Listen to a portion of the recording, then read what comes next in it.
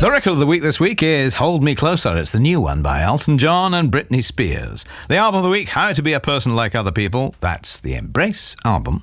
And Tracks of My Years, chosen by Jim Moore, also known as Vic Reeves, his Birds book. Radio 2, BBC Sounds app, smart speaker, and 88 to 91 FM.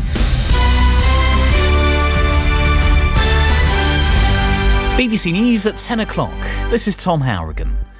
The former Conservative Education Secretary, Justine Greening, has called on the incoming Prime Minister to increase spending on schools.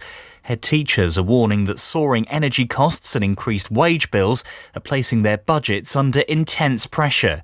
Rachel Warwick is the executive head teacher of the Ridgeway Education Trust in Oxfordshire, which runs 2 secondaries and 1 primary school. She fears she'll have to reduce staffing. We'll be making immediate changes and reviewing our energy usage.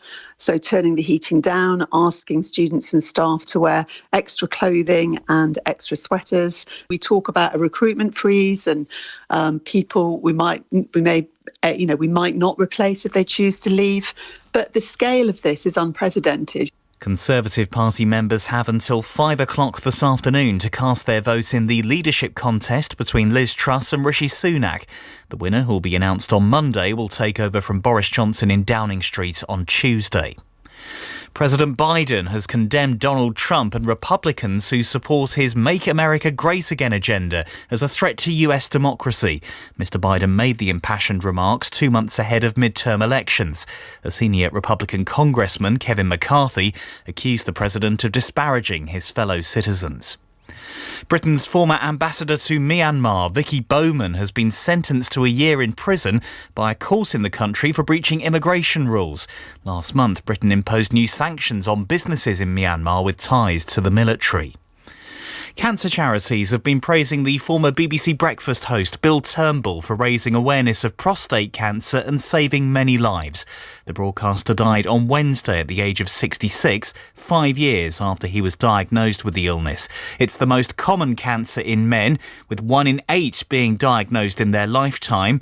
Hash Ahmed is a consultant urological surgeon and says early diagnosis is key to reducing deaths from prostate cancer. What we want to do over the next 10 years is convince policymakers that we need a national screening program like we have for breast cancer and colon cancer so that we can make a real impact. Because if we don't find these cancers early, then we really won't be able to make the impact that we want to on those 10,000 men that die every year in the UK.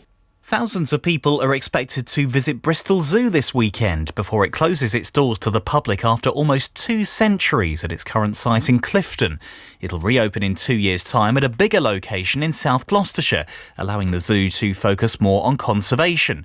Dr. Grania McCabe from the zoo explains how they're preparing to move some of the animals. Our animal teams spend a lot of time working closely with them to train them to be able to go into special crates, a little bit like you would move your pets if you were taking them on the airplane, so that it's not stressful for them and that they can easily go in and understand that they're not going to be in there for very long. Dr. Grania McCabe from Bristol Zoo. BBC News, it's 3 minutes past 10.